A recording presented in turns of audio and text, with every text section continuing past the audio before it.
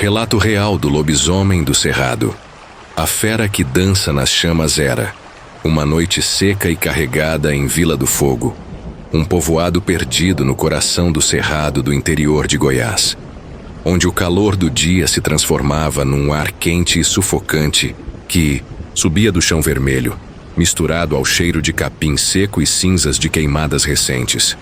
A lua cheia pairava no céu como uma brasa pálida, lançando uma luz amarelada sobre as casinhas de adobe espalhadas entre árvores tortuosas de pequi e buriti, os telhados de telhas quebradas que rangiam com o vento, e os campos abertos onde o capim alto balançava como ondas num mar de fogo apagado. O som dos grilos e do crepitar distante de brasas esquecidas enchia a noite. Mas naquela noite havia algo mais. Uma tensão no ar que os moradores sentiam como um arrepio na espinha. O ano era 1986, e Vila do Fogo, com suas ruas de terra batida e lampiões a querosene piscando nas varandas, vivia num isolamento que tornava cada dia uma luta contra a seca e o esquecimento. As histórias de assombração eram o fio que unia a comunidade, contadas ao redor de fogueiras enquanto o feijão cozinhava. Mas naquela noite, o que sussurravam entre os terreiros era o pavor do lobisomem do cerrado, uma lenda que os roceiros temiam mais do que fogo ou fome. Seu Geraldo, um roceiro de pele curtida pelo sol e mãos calejadas de tanta enxada, estava na varanda de sua casa, afiando um facão sob a luz fraca de um lampião pendurado num prego na parede. O cheiro de aço e óleo misturava-se ao ar quente, e o som da pedra deslizando na lâmina era um ritual contra o silêncio da noite, até que um barulho o fez parar. Um estalo seco, como galhos queimando sob um peso que não pertencia a um bicho pequeno, vindo do campo além do quintal. Ele largou a pedra, levantou-se com o corpo endurecido por anos de roça e pegou uma lanterna de metal que guardava num banco ao lado. O feixe de luz cortou a escuridão, iluminando o capim seco e os troncos retorcidos das árvores. Mas então, ele viu algo que fez seu sangue gelar. Uma sombra alta e encurvada movendo-se entre o cerrado, acompanhada por um par de olhos laranja que brilhavam como chamas na noite. Não era jaguatirica nem lobo-guará. Era algo maior, algo errado. "Jesus me guarde", murmurou ele, correndo para dentro e pegando o rifle que usava para caçar tatu, o coração batendo como tambor enquanto trancava a porta com uma tranca de madeira. O lobisomem do cerrado era uma história antiga contada desde os tempos em que os primeiros colonos chegaram ao Planalto Central, por volta de 1870, trazendo gado e enxadas para domar a terra selvagem. Um desses homens, um goiano chamado Baltazar Chama, apareceu no povoado numa tarde de céu vermelho, trazendo consigo um cavalo magro e uma fama que ninguém ousava questionar. Era um sujeito de pele morena e olhos claros, quase laranja, que pareciam faiscar como brasas quando o sol batia neles. Falava pouco, mas tinha uma força que impressionava os roceiros, capaz de arrancar um toco de peque com as mãos nuas. Diziam que ele viera fugido de uma fazenda perto de Formosa, após um incêndio que matou meia dúzia de vaqueiros. Um fogo que os mais velhos juravam ter sido aceso por algo além de mãos humanas. Baltazar se instalou numa tapera no meio do cerrado, perto de um grotão cheio de capim seco e pedras quentes que os locais chamavam de Boca do Inferno. E logo os sinais começaram. Bois apareciam queimados nos pastos, com marcas de mordidas que pareciam feitas por dentes em brasa. Pegadas largas, com garras que marcavam a terra como ferro quente, surgiam ao redor da tapera nas noites de lua cheia, e um rugido grave, mais fogo do que animal, ecoava pelo cerrado, fazendo até os homens mais valentes cruzarem os dedos. Certa vez, um grupo de roceiros resolveu dar um fim aos boatos. Liderados por Manuel Fogueira, um homem alto de pele escura que conhecia cada canto do cerrado, eles pegaram rifles, facões e uma rede de sisal reforçada, pensando em capturar o que quer que fosse. Subiram o grotão numa manhã de céu claro, o sol queimando o capim e fazendo o ar tremular. Mas quando chegaram à tapera de Baltazar, encontraram apenas silêncio. A porta de madeira estava escancarada, balançando com o vento, e o interior cheirava a enxofre e carne queimada. No chão, havia um buraco cavado na terra, largo o bastante para um homem passar, com marcas de unhas que desciam para a escuridão. Antes que pudessem entrar, um rosnado subiu do buraco, seguido por uma forma que saltou sobre eles. Uma criatura de pelo vermelho e empoeirado, olhos laranja brilhando como chamas e dentes que reluziam como brasas vivas. 2 roceiros caíram na hora, o peito rasgado por garras que pareciam queimar a carne, enquanto Manuel atirou e acertou a coisa no flanco. Mas ela apenas rugiu e desapareceu entre o capim seco, deixando um rastro de sangue fumegante que crepitava na terra. Desde então, o lobisomem do cerrado virou uma certeza, um demônio das chamas que assombrava as noites de lua cheia. Naquela noite de 1986, o lobisomem parecia mais faminto do que nunca. Zezinho, um menino de 13 anos que ajudava o pai na roça de milho, tinha saído para buscar lenha no campo atrás da casa, a uns 100 metros dali. Carregava um facão pequeno e uma lanterna de pilha que piscava a cada passo, o feixe de luz dançando sobre o capim seco enquanto ele assobiava uma moda sertaneja para afastar o calor e o silêncio. A lua cheia iluminava o cerrado, mas também tornava as sombras das árvores mais escuras, mais vivas. Foi então que ouviu um som, um crepitar baixo, como fogo se alastrando no capim, seguido por um grunhido que fez os grilos silenciarem.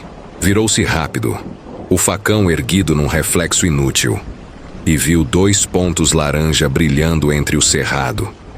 Olhos grandes e ardentes, fixos nele, a uma altura que nenhum bicho do Planalto podia ter. O coração disparou, e ele correu, as sandálias de couro escorregando na terra enquanto a lanterna caía e se apagava, deixando-o na luz crua da lua. Sentia algo atrás dele, o som de garras cravando-se no chão, um bafo quente que cheirava a cinzas e sangue seco, levando-o a gritar por ajuda enquanto tropeçava nos tufos de capim. Chegou em casa aos trancos, batendo na porta até o pai abrir, o rosto pálido e os olhos cheios de lágrimas. Seu Geraldo, alertado pelos gritos, pegou o rifle e uma lanterna mais potente, enquanto a mãe, Dona Neuza, uma mulher magra de cabelos grisalhos, acendia uma vela e rezava 1/3 em voz alta, pedindo proteção a São Jorge. Geraldo saiu para o campo, o feixe de luz varrendo o cerrado, mas só encontrou o facão de Zezinho, jogado perto de um pequi, com marcas de dentes que haviam entortado a lâmina como se fosse latão. Os cachorros do vilarejo latiam ao longe, mas nenhum se aproximava do quintal, como se soubessem o que rondava ali. Ele voltou para dentro, trancou a porta com uma tranca de ferro e passou a noite vigiando, o rifle no colo, enquanto os rugidos ecoavam pelo cerrado, ora distantes, ora tão próximos que pareciam vir do outro lado da parede. Na manhã seguinte, Vila do Fogo estava em polvorosa. Zezinho contava a história entre soluços, descrevendo os olhos laranja que o seguiram, uma presença que parecia mais fogo do que carne. Geraldo reuniu os homens. O Zé Roceiro, um homem baixo que trouxe uma espingarda de cano curto. O compadre, Newton, um roceiro forte que carregava um facão e um rosário de madeira. E até Dona Cândida, uma benzedeira de pele enrugada que apareceu com um saquinho de sal grosso e uma cruz de pequi que ela mesma tinha talhado. Decidiram ir até o grotão onde Zezinho viu a criatura, seguindo pegadas fundas na terra que cheiravam a enxofre e levavam à tapera de Baltazar Chama. O sol ardia no céu, o calor refletindo no capim seco e fazendo o ar dançar, mas o medo os mantinha gelados por dentro.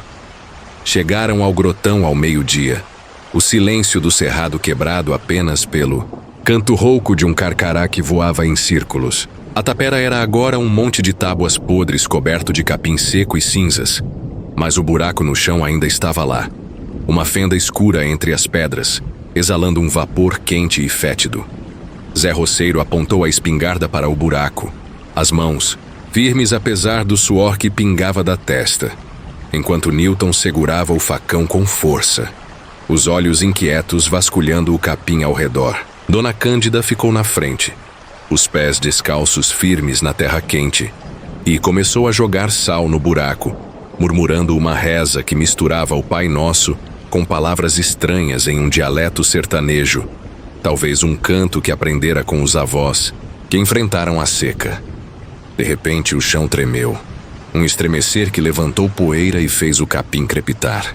Um rosnado subiu do buraco, seguido por um rugido que cortou o ar como um trovão seco. E então ele apareceu, o lobisomem do cerrado, uma figura colossal que saltou da terra como uma chama viva. Era alto, mais de 2,5 metros, com ombros largos cobertos de pelo vermelho e empoeirado, seco como o cerrado, os músculos retesados brilhando sob a luz do sol.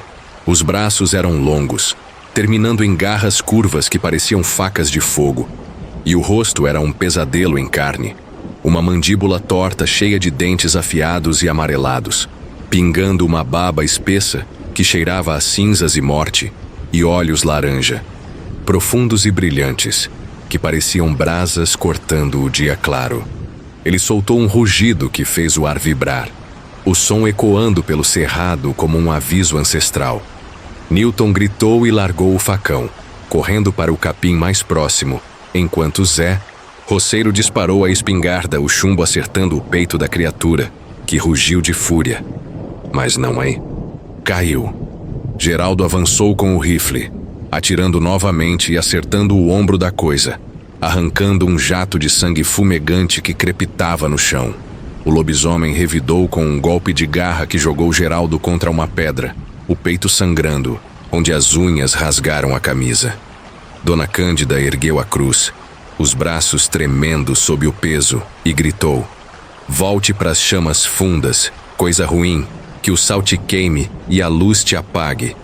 Jogou o resto do sal na direção do lobisomem, os grãos, caindo no pelo vermelho e no chão, chiando como se tocassem fogo. A criatura hesitou, os olhos laranja piscando com algo que parecia raiva ou dor. Soltou um último rugido, grave e ressentido, que fez os pássaros levantarem voo das árvores. E então recuou, saltando de volta para o buraco com uma rapidez que não combinava com seu tamanho. O pelo vermelho desaparecendo na escuridão, enquanto a terra parecia fechar-se atrás dele. Os homens ficaram parados, ofegantes, o coração batendo nos ouvidos enquanto Dona Cândida caiu de joelhos na terra quente, a cruz ainda na mão, rezando até o sol começar a descer atrás do cerrado.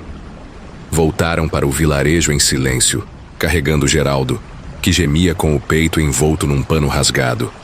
Dona Cândida ficou no grotão por mais tempo, espalhando o que restava do sal ao redor do buraco e fincando a cruz na terra como um selo, murmurando preces até a noite cair e o cerrado voltar ao seu silêncio seco. Desde então, o lobisomem do cerrado não reapareceu em Vila do Fogo, mas os moradores ainda evitam a boca do inferno nas noites de lua cheia, e o som de um crepitar distante às vezes ecoa pelo capim, lembrando-os de que algo ainda pode estar lá, espreitando.